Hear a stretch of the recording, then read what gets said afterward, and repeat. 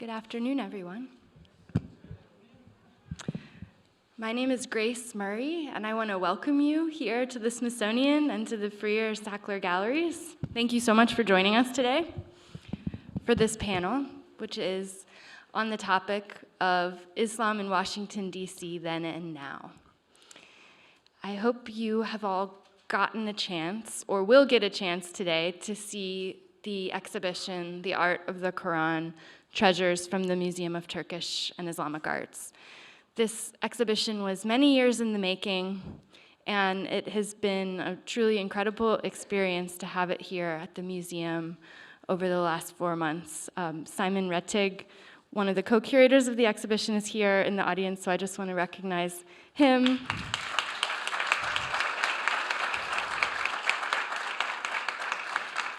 And also Masame Farhad, the chief curator at the Freer-Sackler, who both worked on this exhibition and brought it to fruition over many years.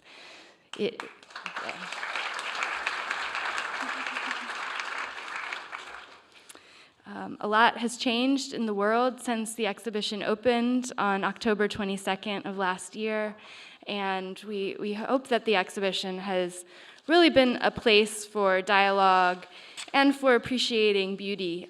There have been many, many visitors in the museum, all different kinds of visitors here to see it, so we're very happy about that.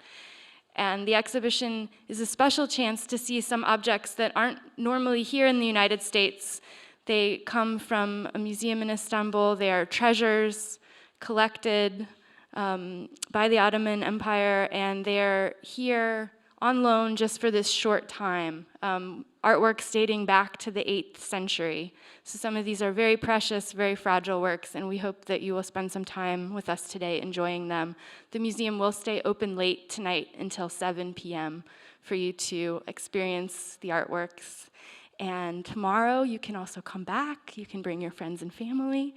And then at 5:30 tomorrow, the museum will close and the exhibition will close. We hope you enjoy this final weekend to see the art of the Qur'an. And to celebrate, we do have several special events going on today in the museum, one of which is this panel. And we've brought together a wonderful group of people who are going to tell us a little more about some of our local history. And the reason we decided to do that is, as a museum, is that especially recently, Islam has often been presented in certain media outlets or by certain commentators as a foreign and recent import to the United States and a religion comprised of immigrants. And we thought it was important on this closing weekend of the exhibition, and in recognition also of Black History Month, the month of February, to highlight the fact that there have been Muslims in the United States from a very early period in this country's history. And our panelists today are going to enlighten us a little bit on some of that history. So to begin, I want to introduce our moderator, Shadi Hamid, who will kick off the panel. Shadi is a senior fellow in the Project on U.S. Relations with the Islamic World at the Brookings Institution. He is a scholar and writer, and his most recent book is Islamic Exceptionalism: How the Struggle Over Islam is Reshaping the World. So I'll turn it over to him. Thanks so much, Grace, and thanks to the Freer-Sackler Galleries for having me. It's a real honor to be a part of this panel, and thanks to all of you for coming. And I would encourage, as Grace did, for you to check out the exhibit. I will. I haven't seen it yet, but I'm very excited to see it. So let me just set the stage, and then I'll also introduce our panelists, and we'll get started. So, I mean, as many of you are aware, Islam and Muslims are in the news a lot now, and it's kind of remarkable when you think about it. And speaking as an American Muslim, we are only about 1% of the American population, but people talk about us all the time, which is kind of interesting. And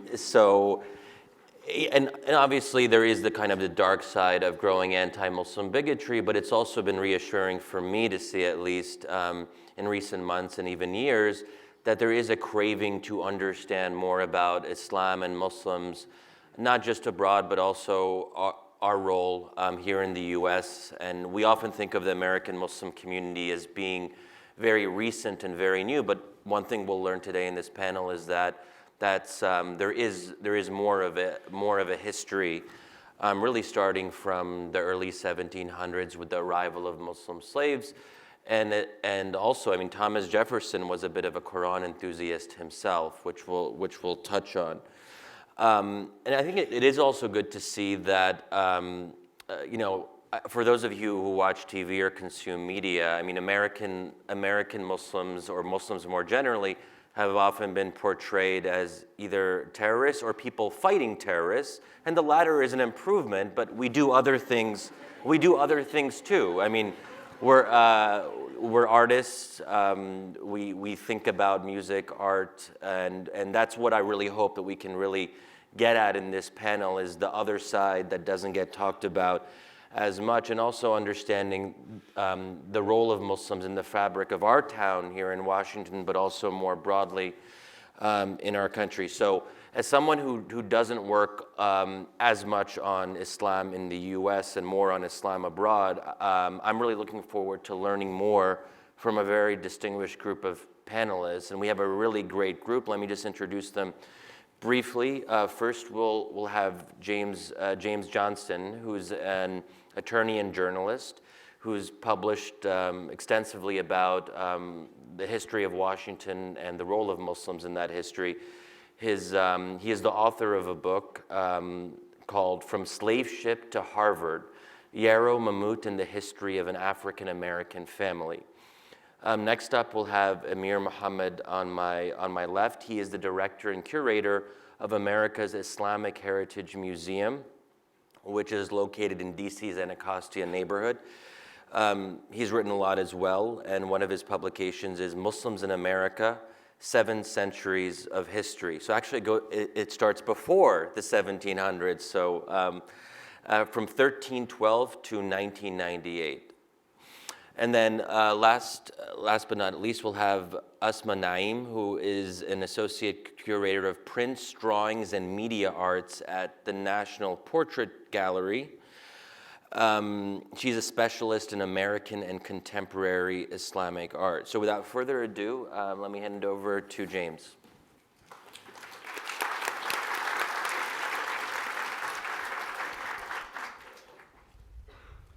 Thank you all for coming. I think all of us are going to speak from here because there's a laptop so we can see what our PowerPoint is doing. And I think they're going to dim the lights soon so we can see a PowerPoint. And you can, I started. I'm going to talk about Islam in Washington then and now, mainly the then part of it, the early Islam in Washington. And I did the book From Slave Ship to Harvard. I saw this painting at the Georgetown Public Library. It's Yarrow Mamout, and it said, James Alexander Simpson, 1822. And I went home, and I saw this painting. This is by Charles Willson Peale, the great American portrait painter, and it was in 1819. And I decided I would look into it, and it took 8 years of looking into it. I was mainly interested in the African-American aspects to it. But since Yarrow Mamout was a Muslim, I came across repeatedly facts and things about Muslims, and I'm going to share that with you in my brief talk today. When Peale did this painting, it was in January 1819, he kept a diary about Yarrow, and so that was the starting point for the discovery of this man. Yarrow was born in 1736 in West Africa, probably Guinea. He was a Fulani Muslim. He came to Annapolis on a slave ship in 1752, and he was a slave to the Bell family, B-E-A-L-L, of Maryland, very prominent family in Maryland. In 1796, he was freed, and he proceeded to make a lot of money for a man who came on a slave ship. He was 60 years old. He owned a house and a lot in Georgetown. He owned bank stock, literally owned bank stock. He used to say, it's like a chicken. Every spring and every fall it lays an egg, meaning it pays dividends. And of course, he was painted by the great Charles Willson Peale. And this portrait now is at the Philadelphia Museum of Art. As I said, Peel kept a diary, and he wrote this about Yarrow. Yarrow has been noted for sobriety and a cheerful conduct. He professes to be a Mohammedan or Muslim, and is often seen and heard in the streets singing praises to God. And conversing with him, he says, "Man is no good unless his religion comes from the heart." The acquaintance of him often banter him about eating bacon and drinking whiskey. But Yarrow says, "It's not good to eat hog, and drink whiskey is very bad." So, this in my research, it wasn't merely Yarrow, and you're going to see more of this theme. Americans knew, by Americans I mean non-Muslim Americans, Americans knew enough about Islam to know those two basic things, no alcohol, no pork, and a little bit more, but they did know about Islam, as you're going to see.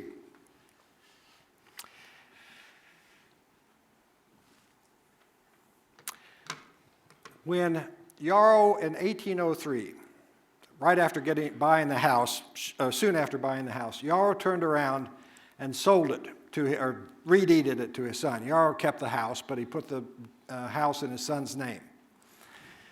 And in those days, as today, when you sell a piece of property, you take the deed to the recorder of deeds. And this is a copy, actually this is a photograph of the great deed book that's at the National Archives that with the recorder of deeds kept in 1803 with the deed to Yarrow's property. And the guy had really good penmanship. I mean, I wish I wrote like that, except when it came down here to Yarrow's signature. He didn't write an X, as illiterate people do. It's not English, and I suspected, and I showed it to experts, and they say, yes, that looks like an American trying to copy Arabic. And reading from right to left, that first word is probably Bismillah, in the name of God. So that tells us that Yarrow Mamout could read and write in Arabic. Moving forward to his death in 1823, because he had obituaries written about him. The first was in the Gettysburg Compiler. I'm sure this was written by Charles Wilson Peel, and it says, died at Georgetown on the 19th ultimo. That's the 19th of January, 1823. Negro Yarrow, aged 136 years. He was actually 86. And I want you to remember this next part. He was interred in the corner of the garden, the spot where he usually resorted to pray. That meant that when Peel was painting that portrait, it took 2 days, that Yarrow must have gone out and prayed in his yard. January. Not a good time to be outside and praying, but Yarrow was doing that. And then again, we see here at the end, Yarrow was never known to eat of swine nor drink ardent spirits. Same theme.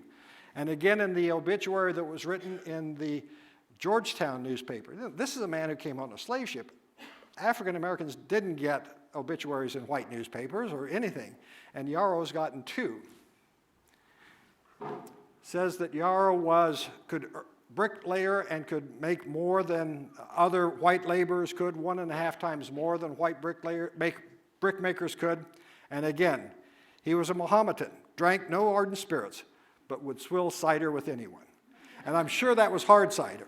So, Yarrow must have been a little winking at his religion in that case. The most widely read book in early America was, of course, the Christian Bible. The next most widely read book was the complete works of William Shakespeare. And, of course, part of that was Othello, the Moor of Venice, and therefore early Americans, I saw in my research, sometimes called black Muslims Moors. And that's why I was very interested when I came across this passage in a book, talking about a nursery that was run by Mr. Maine a few miles from Georgetown, probably where the National Cathedral is today. During hours consecrated to repose, he teaches the young black men to read and write and instructs them in moral duties. Joseph Moore, a manumitted black, a freed black, who lived with him several years, is now a respectable grocer in Georgetown. I think it was Joseph the Moore. This is one of the few times I saw a black man referred to with first and last names. Yarrow Mamout was an exception. There are a few other exceptions.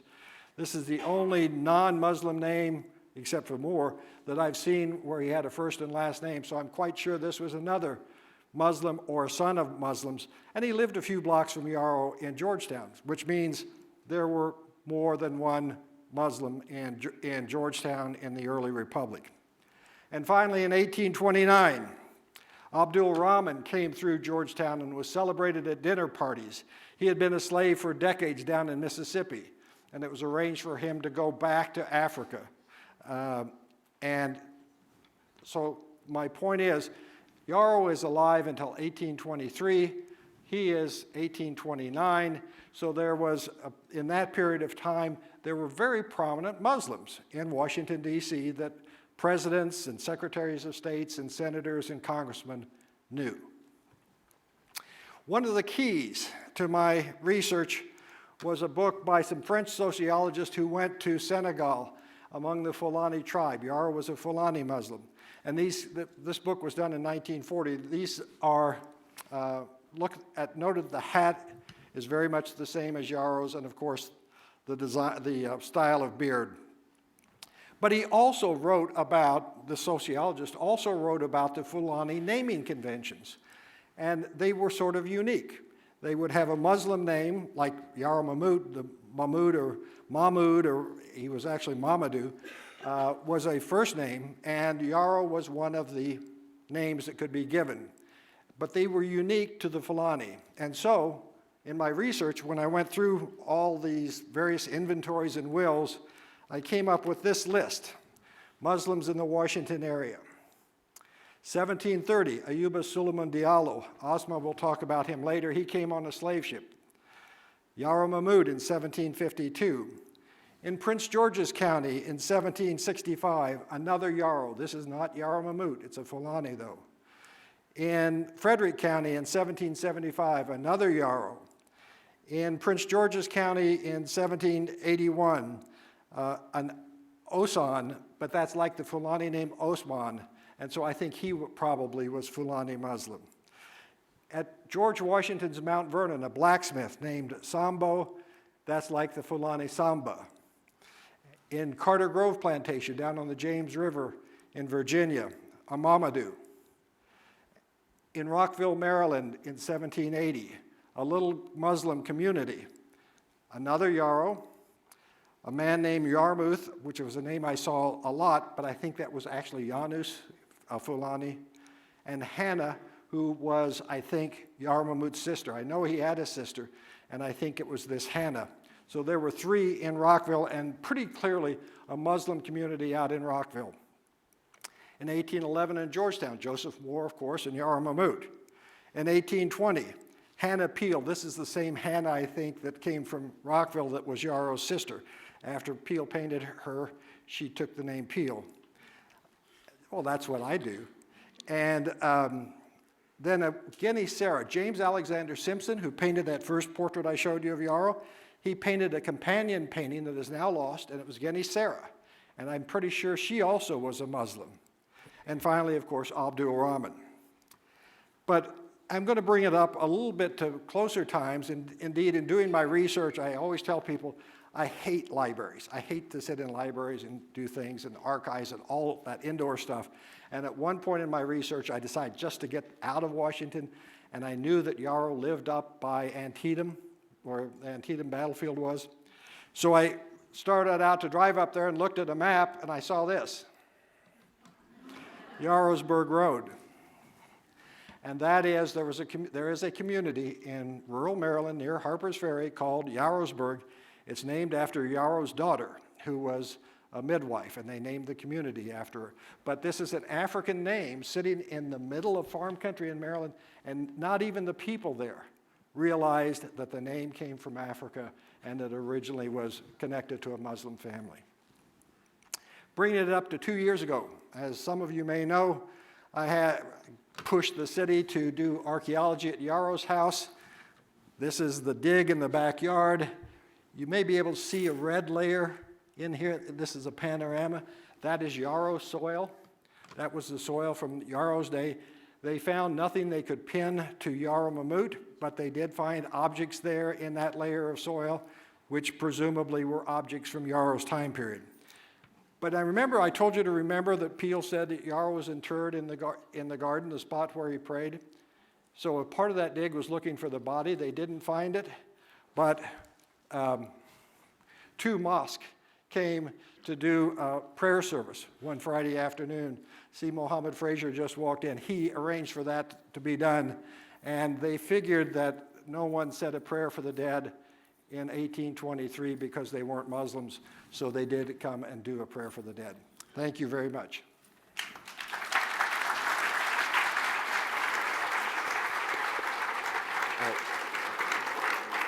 Thank you, James. So we're going to go chronological. So Asma will be giving us 2 short presentations, and this one will be on her work on early DC residents, Ayuba Diallo and Yarrow Mamout, and then we'll have Amir, and then Asma will conclude, then we'll have a discussion. So please, Asma. Good afternoon. Assalamu alaikum. My name is Asma Naeem. It's a pleasure to be here. I'd like to thank Sana Mirza, Nancy Micklewright, and Grace Murray, the wonderful folks here at the Freer Sackler, for inviting me to participate in today's panel on this last day of the superb exhibition, The Art of the Qur'an. It's a pleasure to be here as part of the Smithsonian family and to listen to Jim, Amir, and Shadi. I'd also like to thank you for coming today and being part of this conversation on this particularly beautiful February day. Now, as mentioned, my comments today will be brief and will relate to my role as a curator and art historian at the National Portrait Gallery. Specifically, I will be discussing portraits of Muslims who lived in America during the 18th and 19th centuries. The then of this program title, if you will. If time permits, and I believe we are making time, I will also discuss a contemporary Muslim American artist's portraits, the now of the title. Before I begin, though, a few words about portraits. That's what I focus on at the Portrait Gallery. We know that a portrait is a likeness of an individual, and that portraits often serve as a memento of a family member and what they looked like. But for many centuries, portraits served as signifiers of power and accomplishment. Think of the coins pressed with the profiles of Roman emperors in antiquity. Think of the large paintings of leaders who have embodied national ideals that have been shown and made in the early modern and modern periods. There are many reasons for this phenomenon, but one reason was that portraits, and I'm going to focus on painted portraits today, were expensive and took a long time to make. You had to be well connected, you had to be wealthy, and you had to be well powerful to have a portrait painted of you by a professional artist. There are exceptions to this, of course. We have drawings, we have prints, we have silhouettes, but let's focus on paintings for the sake of the portraits I'm going to show you today. And I should mention that these moneyed trappings of portraiture drastically changed with the advent of photography in 1839. In the decades that followed, portraits of people could be made relatively quickly and cheaply. Portraits of people could be made for anybody from any class, excuse me. I say all of this because, as you can imagine, portraits of Muslims, particularly painted portraits, in the early years of our country's history are quite rare. Now, they're rare not because Muslims did not live in America in the 17th, 18th, and 19th centuries, because indeed they did, as we have just heard, and we'll hear more from Amir. Muslims have been in this country since the time of George Washington and much, much earlier. These portraits are rare because of the Muslims in America coming over as enslaved individuals. Scholars estimate that somewhere between 15 to 30% of the Africans who were forcibly brought here because of the transatlantic slave trade were Muslim.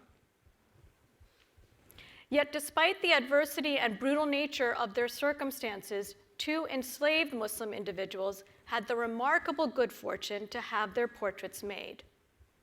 One such portrait is in London's National Portrait Gallery, and another is here at our National Portrait Gallery.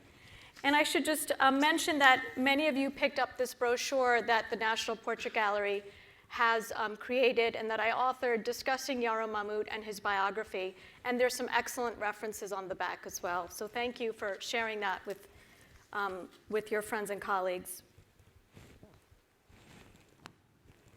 Here is the work in London, which is arguably the earliest known portrait to depict an African Muslim as an equal to whites. It's a 1733 painting of Ayuba Suleiman Diallo, known as Job Ben Solomon, by the British artist William Hoare. The work is on loan to the National Portrait Gallery in London and owned by the Qatar Museum Authority. Job's extraordinary story begins in West Africa, where he was an educated nobleman. He was the son of a family of imams. Job was captured and then sold to a slave ship owner who brought him to America, actually quite close to where we are today. Specifically, Job, who at this point was robbed of his wealthy dress, who had to shave his beard once he was captured, and made to look like all the other enslaved people in this ship, he was brought to Annapolis, where he was sold to a local tobacco farmer. During his time in servitude, Job was known to pray and practice his faith in the woods whenever he could. He was witnessed doing salat in the woods. After trying to escape and being jailed, he caught the attention of a British attorney who was struck by Job's noble carriage and his literacy in Arabic. For Job had written the words Allah and Muhammad when the attorney tried to interrogate him. Blewett listened to Job's story and arranged for him to travel to England to gain freedom by subscription. Eventually, Blewett wrote Job's biography, which is what you see here. In England, Job impressed many and garnered many admirers with his memorization of the Qur'an. And in fact, you can see the Qur'an around his neck in that beautiful orange-red oil paint. He wrote the entire holy book from memory. He wrote it 3 times. There were 3 Qur'ans that he had written during his 1 year in London. Job went on to have an audience with the royals and to have this portrait made by the esteemed artist William Hoare. He was one of the 3 artists who founded London's National Royal Academy. Now, this portrait, just a little bit of an art history lesson, this portrait is astounding for several reasons. It shows Job not as a Westerner, but in his native dress, in his native robes and his turban. The painter uses the conventions of 18th century genteel British portraiture to show this African, formerly enslaved person. He is shown in this almost fake oval format because at that point, there were frames that were created in the shape of an oval, which were quite sophisticated at the time. But he suggests this oval format here in oil as an illusion. And Job is looking out directly in this regal frontal composition, which was usually reserved for nobility. But perhaps most especially, William Hoare shows Job not as chattel, but as a human being, a sensate human being, intelligent, gracious, kind, engaged, with direct eye contact with the viewer, and slightly smiling. This portrait also shows this Muslim, who once worked on a plantation close to DC for several years in the 1700s, as a scholar of the Qur'an, which he wears around his neck.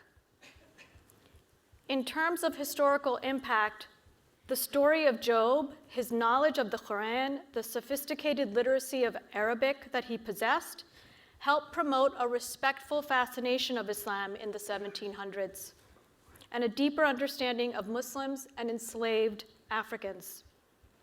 In fact, in the early 1800s, anti-slavery advocates would cite Job as a signal representative of the humanity of enslaved Africans and the moral rights and dignity to which they were entitled. And I should just mention here, some scholars have written extensively on Muslims who were African enslaved individuals and how their literacy, how their knowledge of Arabic actually helped to encourage the anti-slavery movement. All in all, it's really a stunning work of art that sheds light on early Muslim American history, on the intersection with the British anti-slavery movement, and the transatlantic slave trade. The second portrait I'd like to discuss is that of Yarrow Mamout that Jim showed and discussed in his wonderful talk. And I should say, for those of you who don't know, much of what we know about Yarrow comes from Jim's book, what I really call his dissertation. What I would highly recommend to one and all that you read this wonderful book. Yarrow's story is similar to Job's in that it involved the abduction of a young African forced into slavery. It involved a book published across the Atlantic about this remarkable human being. It involved a famed artist making his portrait. And it also involved the historical evidence of tolerance and respect for a practicing Muslim.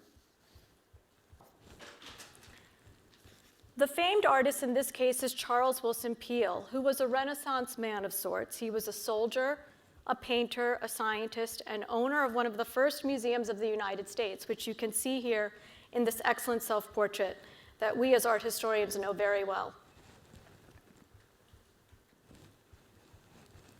Peale was a renowned artist who painted George Washington from life 7 times. And here you see the final portrait that Peale painted of Washington in 1795. Peale also painted Yarrow's portrait, which now hangs in the Philadelphia Museum of Art. As Jim mentioned, Peale came to DC and spent several days with Yarrow, perhaps because he had heard that Yarrow was a centenarian and Peale was interested in those kinds of natural phenomenon. In fact, Yarrow was not over 100 years old, but probably in his 80s. And some people attribute his age and his good health to the fact that he swam in the Potomac River on a daily basis.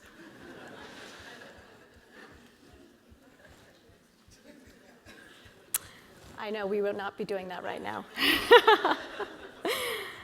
Indeed, Peale may have read about Yarrow in this 1816 book describing the District of Columbia, the new capital of America, and its citizens. This book was published in Paris, and in it, Yarrow is given several pages of attention and written about as a much beloved, conscientious, freed slave who overcomes many obstacles to buy his own home in Georgetown. And as we heard, Peale, too, this painter of presidents, finds Yarrow to be quite amiable, describing him as a Mohammedan who was cheerful and hardworking.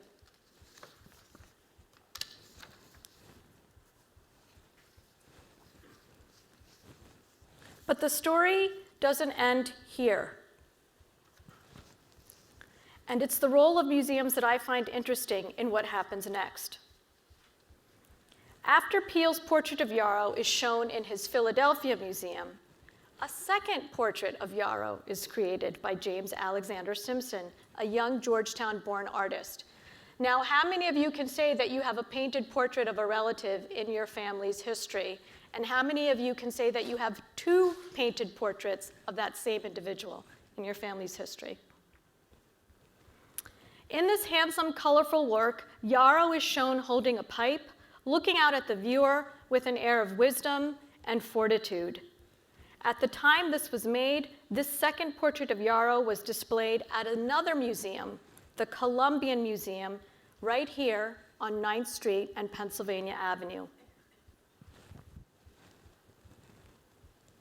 In fact, Simpson's portrait of Yarrow was advertised in the local papers, and you see an 1824 newspaper here, to entice people to visit the museum, as you can see.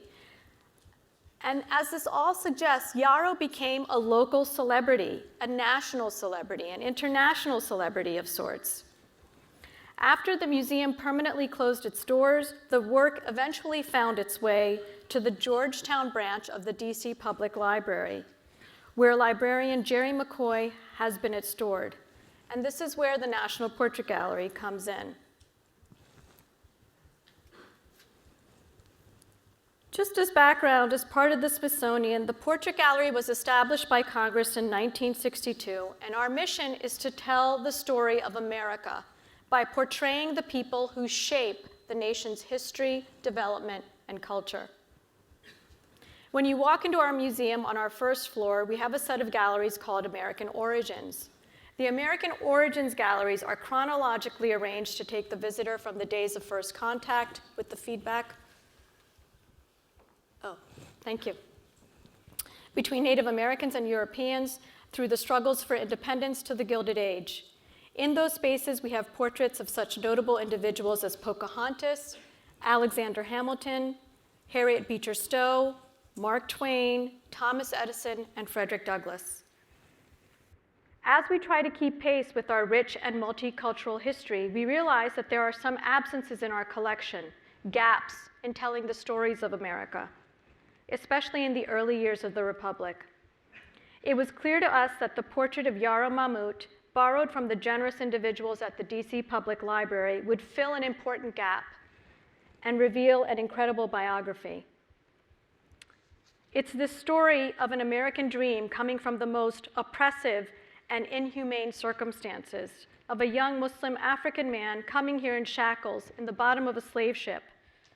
This enslaved person eventually gains his freedom, works enough jobs to buy a home in Georgetown, be written about in a book published in Paris, be painted twice, once by a local artist and once by a renowned portrait painter of presidents. In deciding where to display this portrait, we wanted to make sure that visitors would see Yarrow among his contemporaries in history. So his portrait is hung near the portrait of President William Henry Harrison, our 9th president.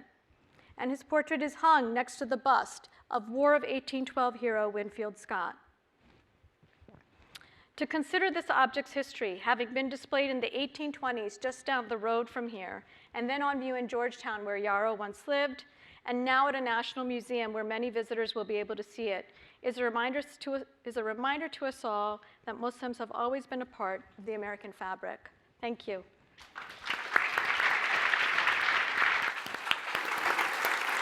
Thank you, Esma. Next up, we have Amir, who will talk about the growth of the American Muslim community and the founding of Masjid Muhammad and its role in the civil rights struggle. Good afternoon. Assalamu alaikum. I want to thank Nancy and her staff for inviting us here to share with you some of the history of Muslims in America or in Washington, D.C. area. As Jim and as Asma has spoke about Ayub or Job coming here into Annapolis, Maryland, and from Job, they learned, many of the Europeans learned about the interior of Africa. And this is the autobiography of Job's life that was written in 1734. And as well as, this is a precursor for the GQ magazine that talks about Fulanis that they brought into Philadelphia, and it was reminding them of Job. Do not bring in Fulanis. Don't you remember Job in that area? Another famous Muslim that came into Annapolis, Maryland area was Kunta Kinte. If you go back and read the first 26 chapters of his book, you see that he was a Muslim. His father's name was Omar. His mother's name was Binta. Talk about fasting, Ramadan, and the belief in Allah. And on the bottom left-hand side is his grandson, Chicken George. This is a portrait or a painting that hangs up in Alex Haley's museum, as well as a picture that's on his tombstone in Henning, Tennessee. And on the bottom right is a plaque that's honoring the arrival of Kunta Kinte in Annapolis, Maryland. We've heard so much about Yarrow. I just wanted to share one light. That name Yarrow really means in many West Africans, the fourth son. This is why you see so many people with that name Yarrow appearing throughout the United States. There's no need for me to talk any more about Yarrow. Jim also alluded to being more up into Rockville area, where there was another Muslim that was in Frederick, Maryland, as a free person in 1850. His whole family is listed in the census as free blacks in the 1850s. Lived in Frederick, Maryland. His son, Jerry, his real name was Jeremiah, and they spelled the name Muhammad, E-T-T. Sometimes they spelled it I-T-T. Well, in World War I, we found in the draft and enlistment records, 550 people had the last name Muhammad. spelled 41 different ways. M-O-M-U-M-A, 1 M, 2 M's, E-D, A-D, I-T, E-T. So there's so many different various ways. And over here is one of his daughters who became famous, is Margaret Hagan Muhammad. She was a seamstress in Baltimore, Philadelphia, and in Washington, D.C. And truthfully and honestly, their descendants was the Francis Gregory family, who was the first astronaut, African-American astronaut. Moving closer into further into D.C. and closer to our period of time, the first Muslim community or mosque in Washington, D.C. was really the Ahmadiyyan Mosque, located on Leroy Place. It was established in 1950. The next was the Islamic Center in Washington, D.C. Over here is an article that talks about the development of that center. And President Eisenhower dedicated that masjid of its opening. The next is the Hanifa Islamic movement, which was established in 1968. The next community that was established in Washington, D.C. was the Islamic Party of North America, which was established in 1972. Then we're going to come into Masjid Muhammad. Masjid Muhammad is really the largest African-American community of Muslims in the Washington, D.C. area. Masjid Muhammad was established by Honorable Elijah Muhammad, as well as Malcolm X helped raise funds to get this building established. And their early community, their early start was in Georgetown area. Masjid Muhammad is one of the first masjid, as I stated, that was established by Elijah Muhammad. Masjid was the first one and the only one built from the ground up by Honorable Elijah Muhammad. Masjid Muhammad has many, Masjid Muhammad was the base where Honorable Elijah Muhammad built the Nation of Islam. If you look at the early period, Farad Muhammad, who was the establisher of the Nation of Islam, established the temple in Chicago, Detroit, and Milwaukee. Elijah Muhammad took over the leadership in 1933-34, and he got pushed out, and he ran away and came into Washington, D.C. And from Washington, D.C. is where he built the Nation of Islam, is what we know. When he got arrested here in Washington, D.C. for draft invasion in 1942, he had told the officers at that time that he had 9 mosques or 9 temples that he already had established. In 1978, Masjid Muhammad is also the first masjid or mosque. The reason why you hear me say masjid is a place where you make sajda. And from, pardon me, let me back up. I guess I can't back up. Okay, there we go. Masjid Muhammad was the first masjid to establish Muslim Veterans Associations. One of his earliest ministers, when Elijah Muhammad got arrested here for draft evasion, one of his early ministers came here, and he was just detained. He wasn't arrested because he was already a veteran. Matter of fact, he's buried in Arlington Cemetery today as one of the earliest Muslim veterans. As I stated, Honorable Elijah Muhammad established his community from Washington, D.C., New York, New Jersey, Baltimore, all from this base, this area. These 2 believers right here are the people that he found, that he lived with in Logan Circle off of 13th Street when he first arrived here in the 30s. There's a marker here on 9th Street where he had his first temple. His first temple was established on 9th Street, across the street from Carter G. Woodson's house. Carter G. Woodson is the person that started African American History Week, which we know today as African History Month. And this is an article that he wrote in 1945 in the Afro newspaper describing how he used to watch the Muslims go into that temple and worshiping. And I interviewed one of the ladies one time, one of the early pioneers, and they stated that when World War I, when they bombed Pearl Harbor, Elijah Muhammad was in that temple that day teaching, and they were selling the papers. Extra, read all about it. They bombed Pearl Harbor, and so they all got excited. And so he had to calm them down in that day. These are some of the early followers from the Washington, D.C. area, which they call field ministers. They went around spreading the faith of the belief of Honorable Elijah Muhammad, which they believed at that time was al-Islam. They went from Richmond, Virginia, always up to New York. Many of these are very prominent people throughout the Nation of Islam and the early development. These are more your Washington, D.C. early followers in the 1940s. that played a very pivotal role in the early development of Washington, D.C. here. And you can see some youth, some of these youths are still here and part of the Masjid Muhammad's community today. There was also what they call the FOI, or the Fruit of Islam. These are the brothers that went out and protected the nation. They sold fish, they sold the paper, they helped produce and develop the community. Another very pivotal role was the women that helped secure and development the Nation of Islam. These are some of the early followers out the 30s and 40s from the Washington, D.C. area. And you see how they're dressed and at that period and at that time. Also what we have records of some of the reports of them. They used to meet every Saturday, Wednesdays, and Fridays. And this is a report of some of the women in attendance.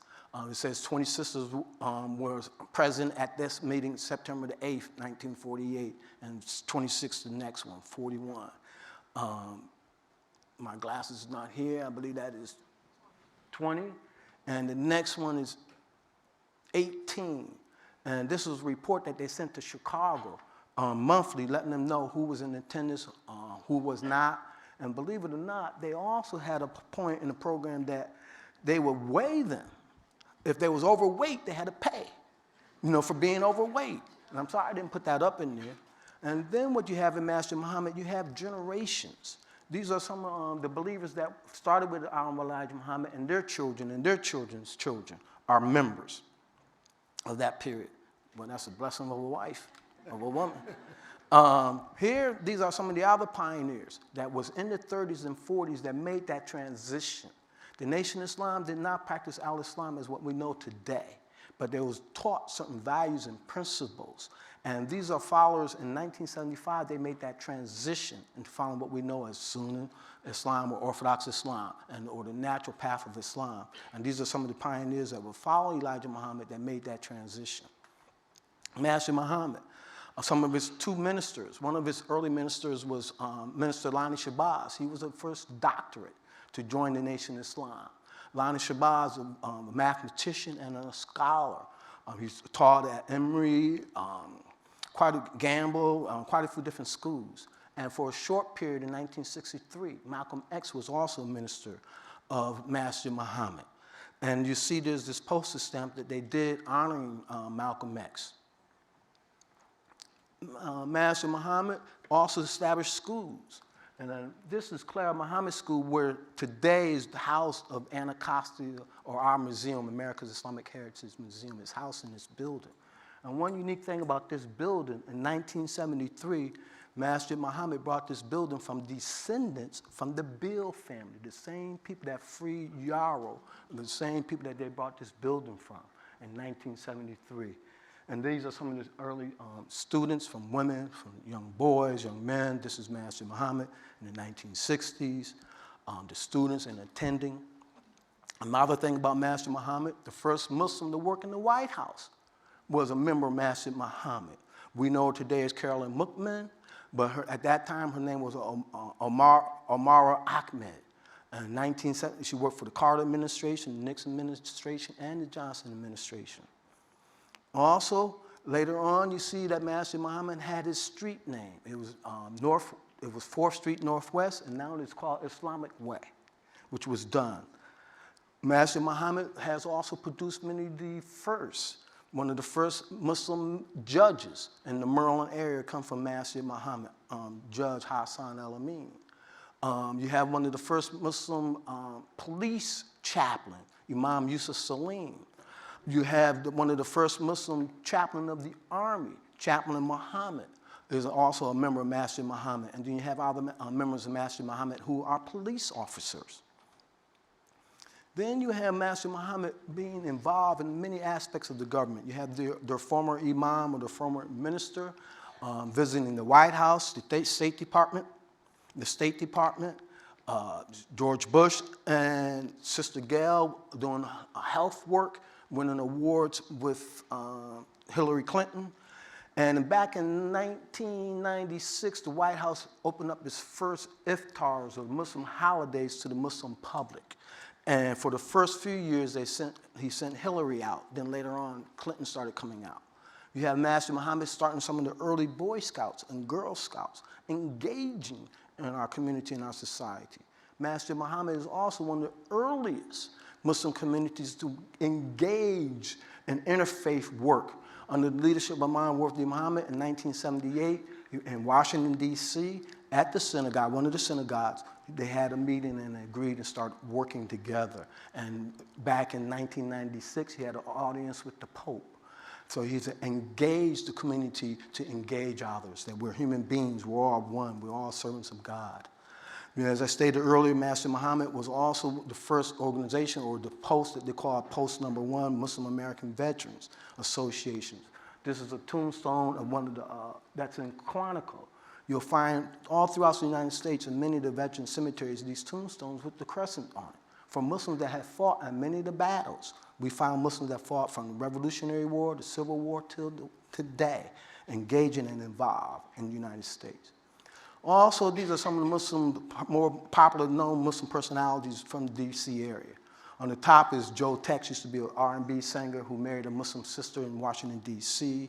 You got David Chappelle, who's a comedian. He's a Muslim from Washington, D.C.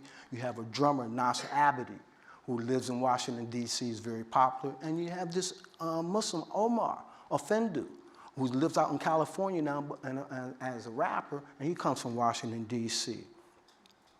Here, Masjid Muhammad is on his verge. About 10 years ago, I'm not sure how long ago, but they celebrated the 50th anniversary. And they're looking to celebrate their 80th anniversary in the next couple of years. Okay. Thank you.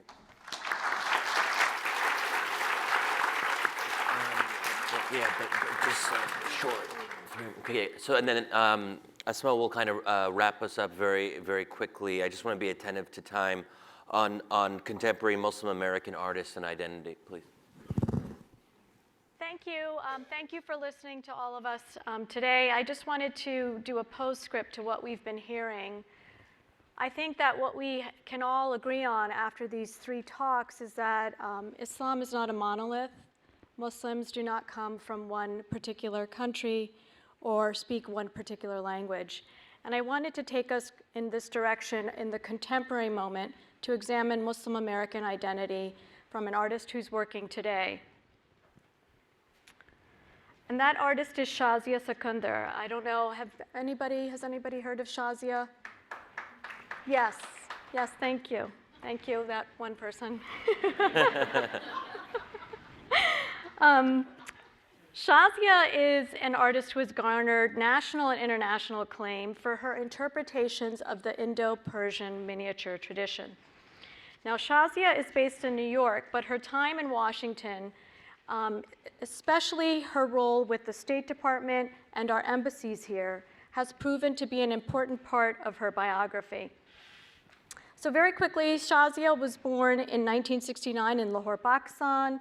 She was educated at the National College of Arts in Lahore and trained as a miniaturist, which we have some fine examples up at the Sackler Galleries of the Indo-Persian miniature. In 1992, as a 23-year-old, she came to Washington, D.C. to show her paintings at the Pakistani embassy here, and she decided to stay. She received her master's in fine arts from the Rhode Island School of Design, and since then, her reputation has grown. She has received numerous residencies and prizes, including the MacArthur Fellowship or Genius Grant in 2006. Her work is in the permanent collections of MoMA, the Whitney Museum of American Art, and the Hirshhorn just nearby. Now, in 2013, Shazia returned to Washington, D.C. to receive the inaugural Medal of Arts from the State Department. And the individual who gave her that medal was Secretary Hillary Clinton. And the image of her receiving that medal from Secretary Clinton is, in fact, her Twitter tag. So as you can see, Shazia has benefited from her relationships with established institutions in the Washington, D.C. community. And I wanted to show you this work today to kind of just give you a sense of her approach to art and image making. This work is a series of 4 etchings that feature 2 self-portraits of Shazia and 2 portraits of Ayad Akhtar. And here are the 2 portraits of Ayad Akhtar. Ayad Akhtar is a Pakistani-American actor, playwright, and author. Has anybody heard of him? Okay, I think that was it. Okay. He was born in New York in 1970. He grew up in Milwaukee. He went to Brown University and then Columbia University to get his master's. And his play, Disgraced, won the Pulitzer Prize for Best Drama in 2013. And he was nominated, his play was nominated for the Tony Award for Best Play in 2015. Disgraced explores the Muslim American experience and the complexities of attitudes towards Muslims. And it was, in fact, the most produced play of the 2016-17 season. Now, in one of the Disgraced stagings in New York, the Daily Show's Asif Manvi played the key role. So, great, terrific. So in this work, which is called Portrait of an Artist, Sikandar uses layers of imagery from traditional portraiture to references to the mirage, the mystical and visionary night journey. And I'll show you that. Here's an example of Prophet Muhammad. It's a trope that's used in Indo-Persian miniature painting, and Shazia uses it as an outline, and you can see the Prophet on his barak as a white outline in the self-portraits of her and in the portraits of Ayad Akhtar. Accompanying these four images is a text written by Ayad Akhtar exploring the hybrid nature of Muslim American identity. And Sikandar has been quite eloquent herself about the complex plurality that she has found in the US and her numerous identities. She's a Pakistani, she's an Asian American, she's a Muslim, she's a woman. And she also says, from time to time, I feel like the other. She uses the concept of the shapeshifter and multiple perspectives in her art and creates works that suggest a way for people from many backgrounds to coexist. And that's really her aim, to find a way for all of us to coexist. I'll end with a quote from her. Quote, "It is essential for the perception of Muslim Americans to gain depth and momentum through art and through literature. Art and literature that is free to engage, explore, critique, and expand its inherent Muslim identity." End quote. Thank you.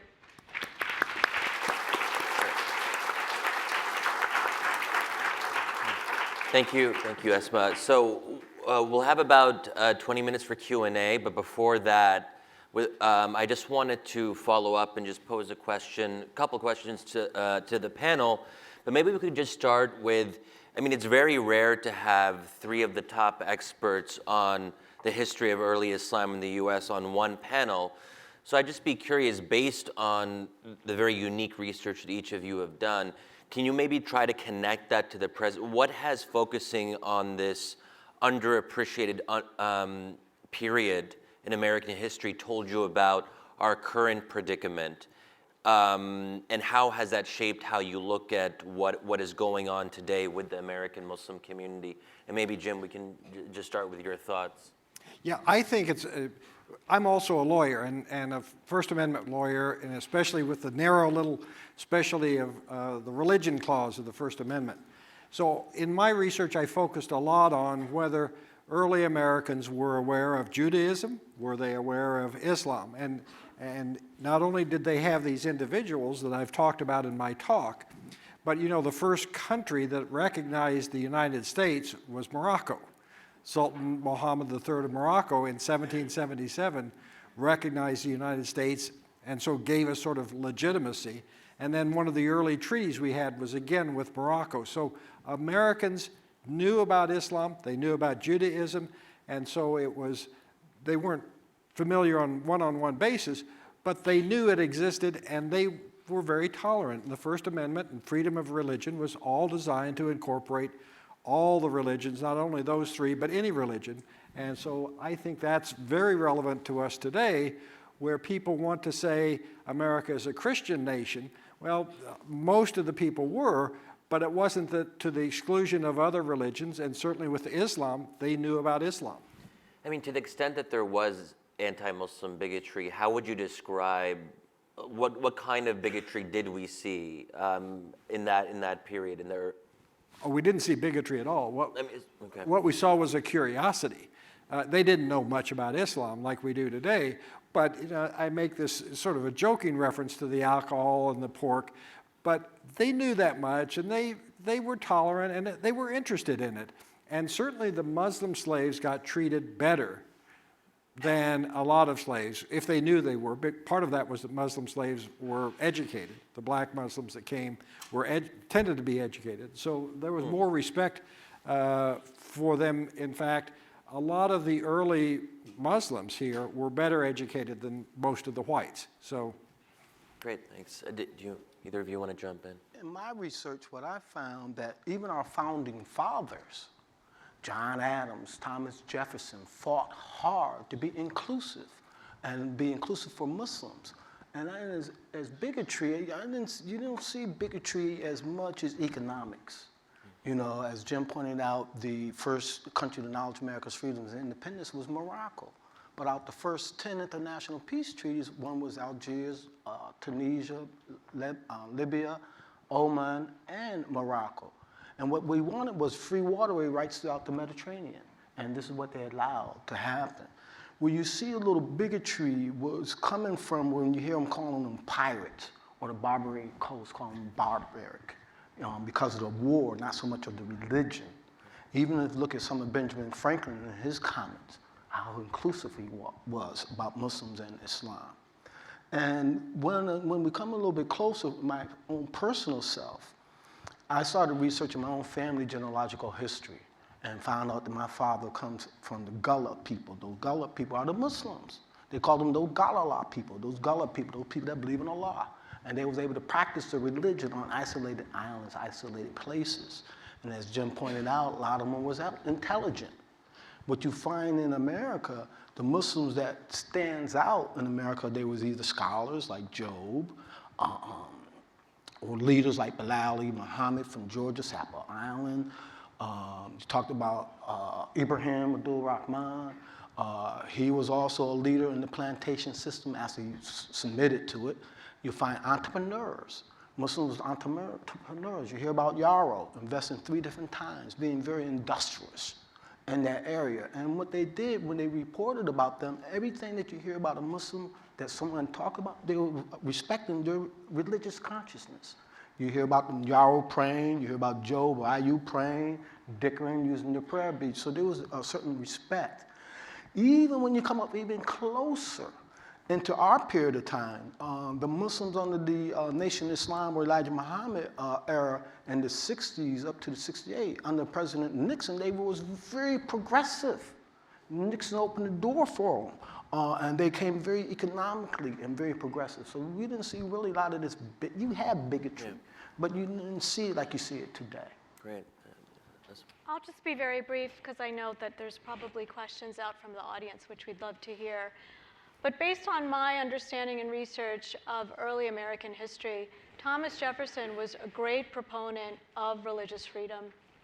He owned 3 Qur'ans. One of the Qur'ans was used by Keith Ellison, the first Muslim House of Representatives member, to be sworn in. And as he read those Qur'ans, he gained a very nuanced understanding of the religion of Islam. And as he gained that understanding and was considering drafting the Declaration of Independence and considering what the ideals of this country should be, he thought about how the preponderance of the individuals who were working on this document were Protestant. And he thought about the idea of, should there be only a Protestant president? Should there be a Jewish president? Should there be a Muslim president? Should there be, God forbid, a Catholic president? All of these other religions were considered as maligned as Islam during that time. And what Thomas Jefferson and his peers came to an agreement on was that all religions should be treated equally and with respect. And that is what is found in the 4 corners of our Constitution and the Declaration of Independence. Great. And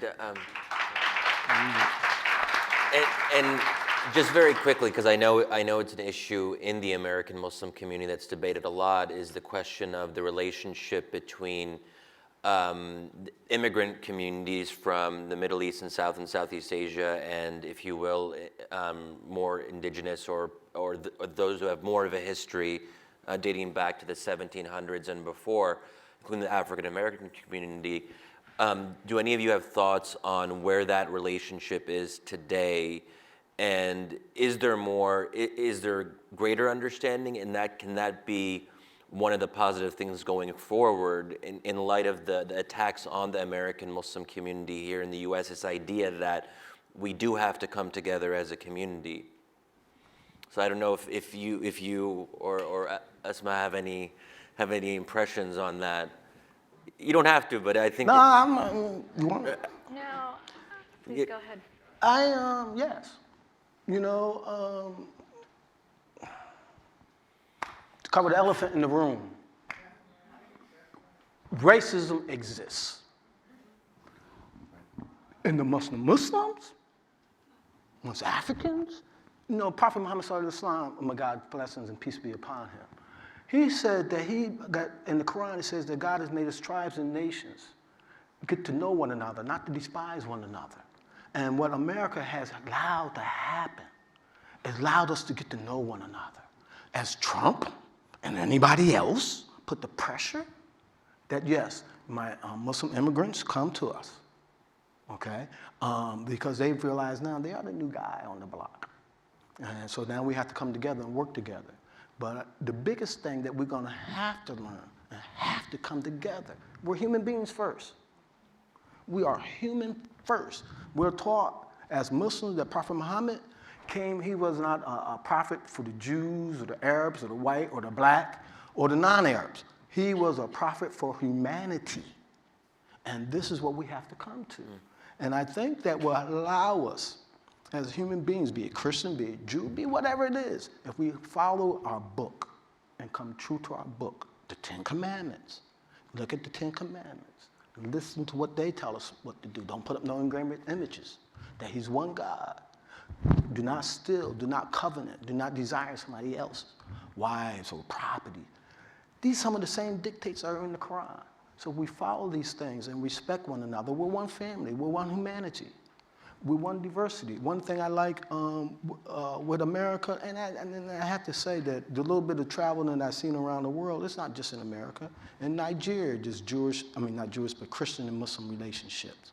But in coming home to America, I love Thanksgiving my own personal self. In my family, I got Christians, I got Pentecostal type Christians, I got a Jewish family.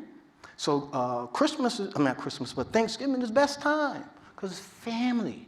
You have to respect family, human family. And this is what it's taught me, that we have to learn to come together. So Trump and all this bigotry that we hear today is forcing my brothers and sisters to come together. So we have to see ourselves as human, not white. You know, one of the things you see, when my immigrant brothers come here in America, we have to understand racism. When you come here, there are many of them, if you're North African, if you're an African from North Africa, they tell you list yourself as white. You're already separating yourself, psychologically. So these are the things that we have to reach deep in and get rid of this racism, this bigotry within ourselves. And this is what our society is forcing us to come to. Thank you. So I think we have a...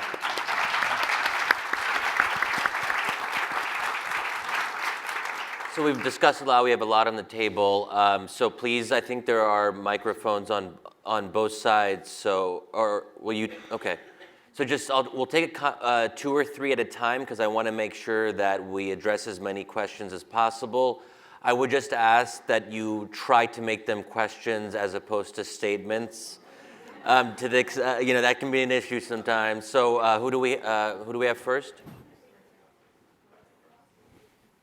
It's my understanding that the New England Transcendentalists had a great appreciation for the poetry, the Sufi poetry of Rumi, and thought favorably of Islam. And I wondered if you had any knowledge of or reaction to that. Great. We'll take 1 or 2 more. This question is directed specifically to Amir Muhammad. Basically, what do you see as the role of America's Islamic Heritage Museum in terms of furthering interfaith dialogue and creating some kind of platform for all of us to come together, as you so eloquently expressed? What, Great. And maybe we'll just take one more and then take them as a group. Yeah. One quick question. Did Thomas Jefferson take his oath on a Qur'an? And if he did, where did he get it and why did he do that? Great. So whoever wants to start. Why don't you take your museum? Okay. On my museum, what we do, we have programs that reach out to the public. We've served the public. Once a month, we provide food for the community. We give out snacks to the children. We just had a program yesterday with some Fulbright students, international Fulbright students. We engage with the State Department to bring in international guests so they can come get educated that Muslims have been a part of the American fabric. We're not terrorists, we're not unhuman, but we've been here. We've been part of the American fabric. We have contributed to the American fabric and what they show the other Muslims, because I believe that Islam in America can be a model for other people and for the other Muslim world to see how we can get along as human beings and as families. So I see the museum as being a very pivotal role and is bringing the information to the American public about the history and the contributions of Muslims in America. As far as Rumi, Rumi for me, it was a little too heavy. But there's others besides Rumi, and the point is Sufi. Sufi is really, for me, is the essence of Islam. And you have to apply it. Islam is applied science, is applied religion. You take the spirituality and you have to apply it. Even Jesus taught us to apply our faith. This is why he said he's what? Christ consciousness. He is that light. I am long I'm in the world. I'm an example. I am a model. All prophets was models for us. So Sufism is one of the best. But the one thing I've learned with Sufism is that you have to apply. We say prayer and action. You see, you could get up here and be so mystic and not apply, and you lose balance.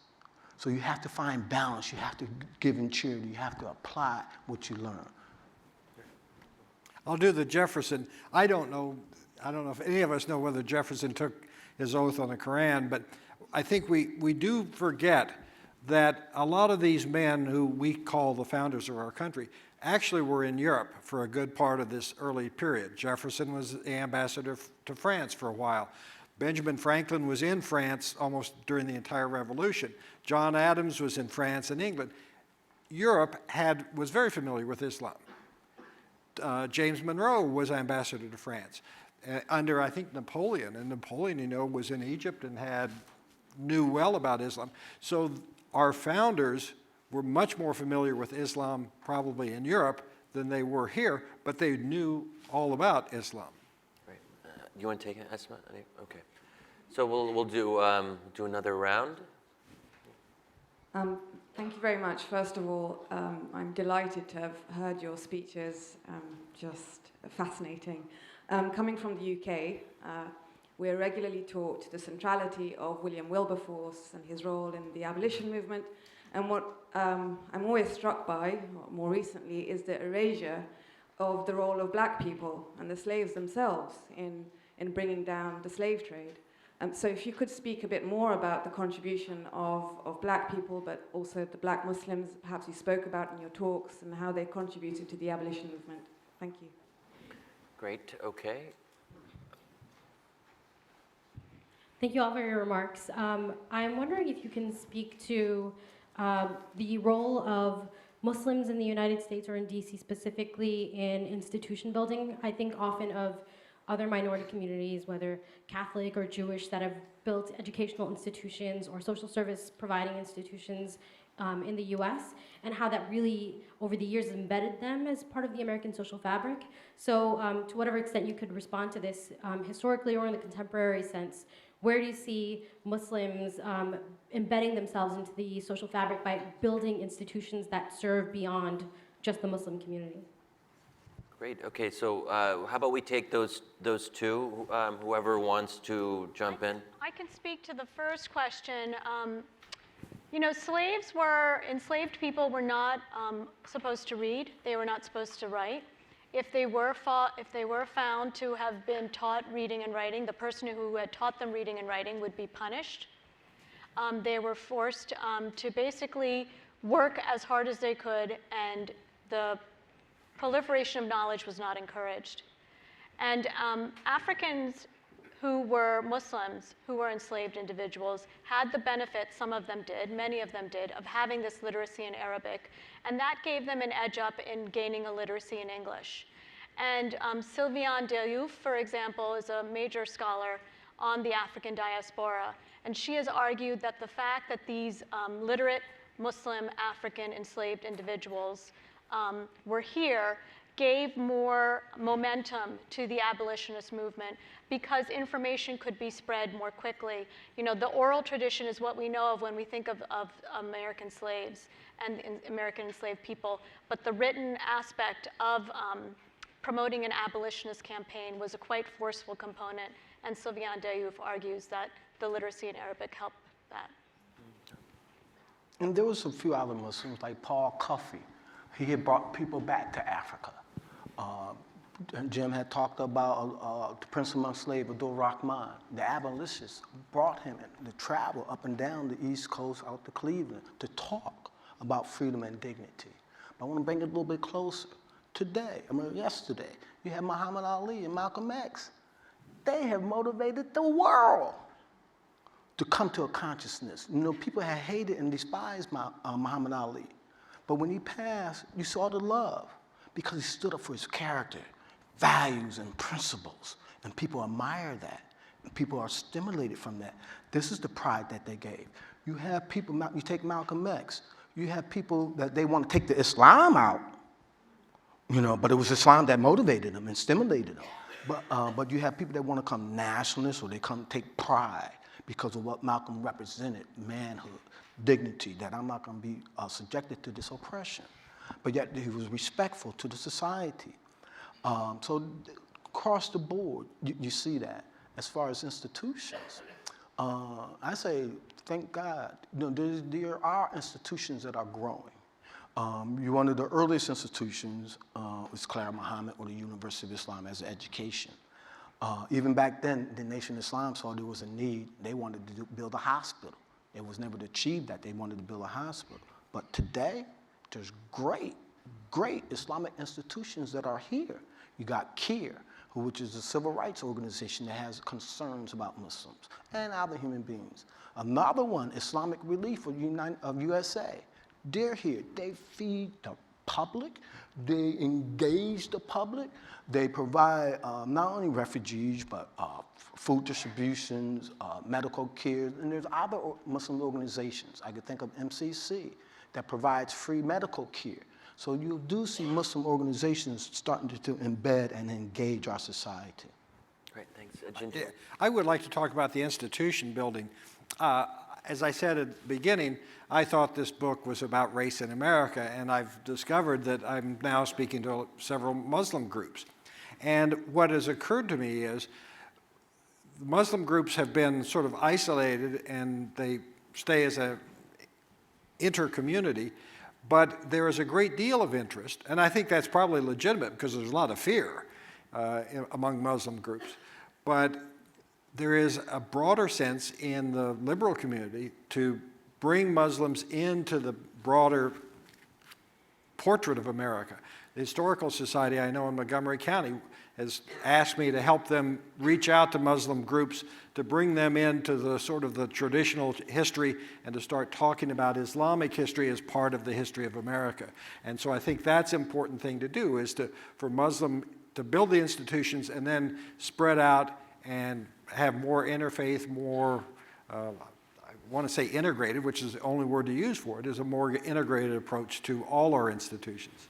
Thank you. So we'll do one final round of questions, and I want to get as many as possible so we can do a bit of a lightning round. So, yeah. Thank you all for the talk. It was really, really interesting. I appreciated everything you said. I have a question for all of you, even you, Shadi, maybe you can speak to this. I'm curious about how this history of Muslims being enslaved and Muslims in the civil rights movement may have been picked up by Muslims in the Middle East, in South Asia, whether this was something people were aware of, how they might have talked about it, thought about it, and the kind of sense of solidarity that might have built around the plight or kind of role of Muslims in the United States. Is that something talked about and well understood? Thank you.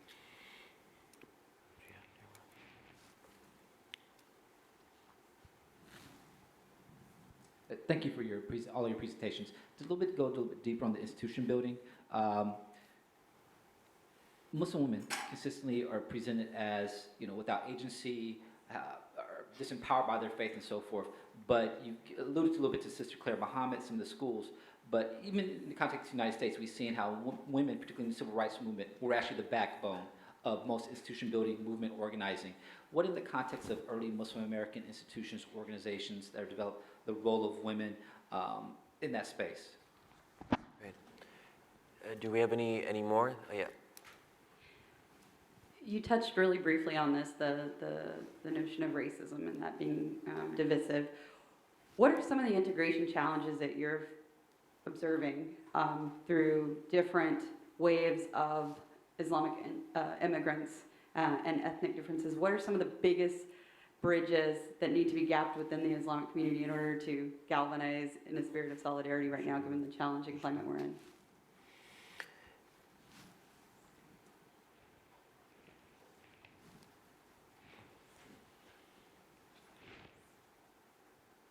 Just want to say real briefly that Elijah Muhammad said that there's no such thing as black Muslims, that it is the lost and found nation of Islam in the wilderness of North America. What is lost is now found. So this idea of black Muslims was a creation of the media. And as far as the universities, there's knowledge that has been lost that he attempted to bring to people. So for example, we teach in American, 1 is the first number. He taught 0 is the first number. And there were just a number of things that were brought up, but clearly, no such thing as black Muslims. What is lost is now found, is what he brought. Great. So there's a lot there. Why don't we just go in order and offer any kind of concluding thoughts? But don't feel you have to respond to everything, whatever just kind of catches your interest. Well, it's sort of a hodgepodge to respond to because they're all different. But so I'm just going to say what I want to say. I was struck in my research about how much there was about Muslims in early America, how much is available about that. And not to criticize art history, but the painting of Yarrow Mamout was very famous among art historians. They knew what oils he used, what canvas he used, his style. Nobody asked who he was. And I think that's the lesson we should take about all of this. If we want to have a diverse country, we have to recognize people are important as individuals, not as paintings, not as figureheads, not as presidents of the United States, but the smallest person is important. And so you should always treat everyone equally. And I think in terms of the women, I was especially interested in that because I had not thought about that. And that's something I want to think about. Great, thanks.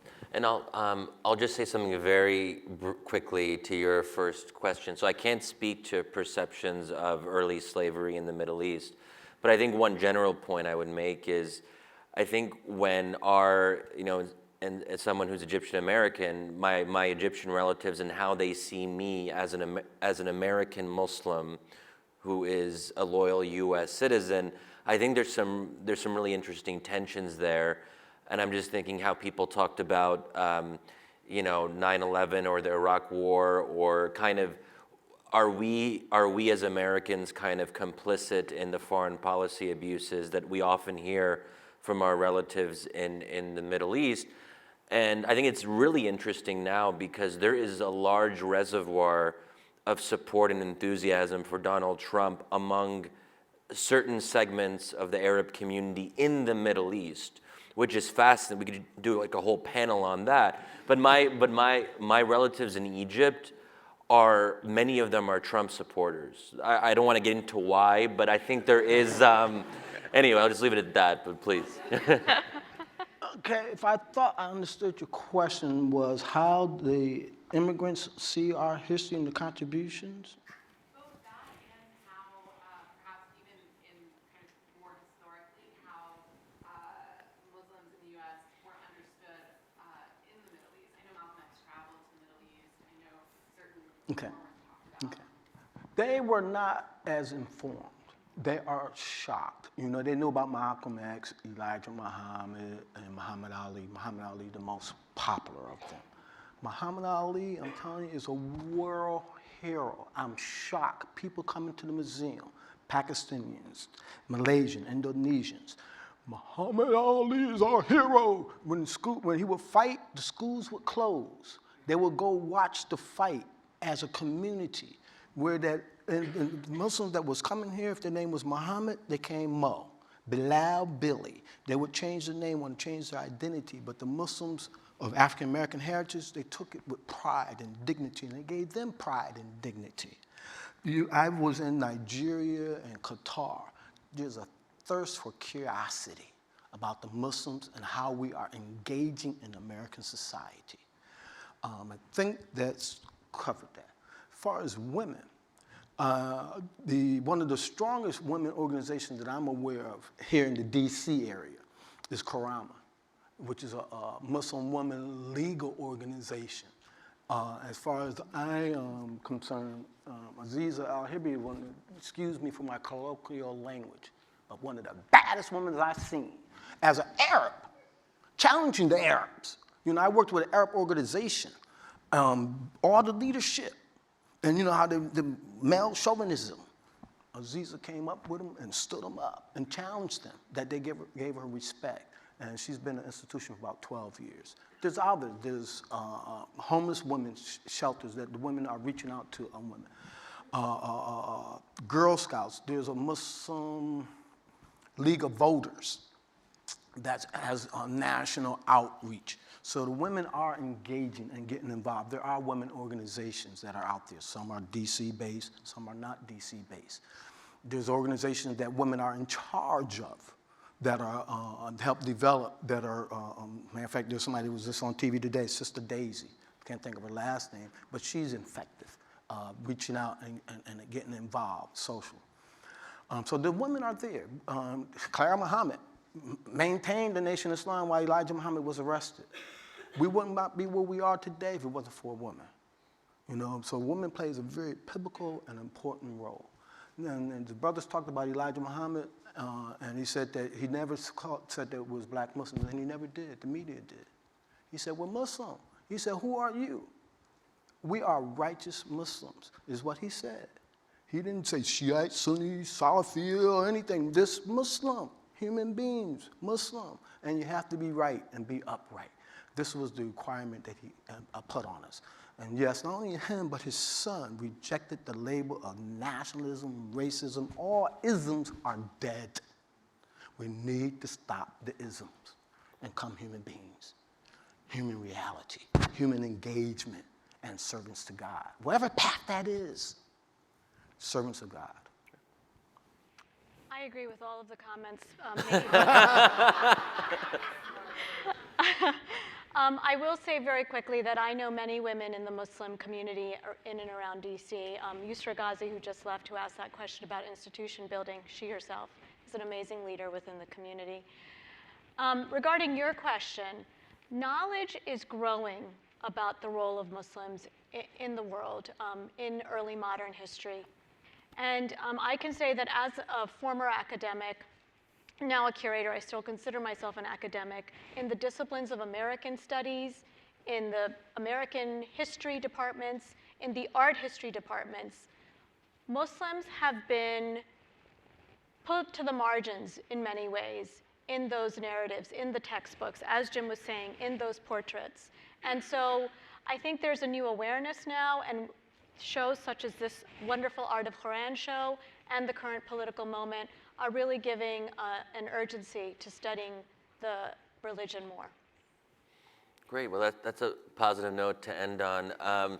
So I just want to thank all of you for coming. I want to thank our wonderful panel, so please join me.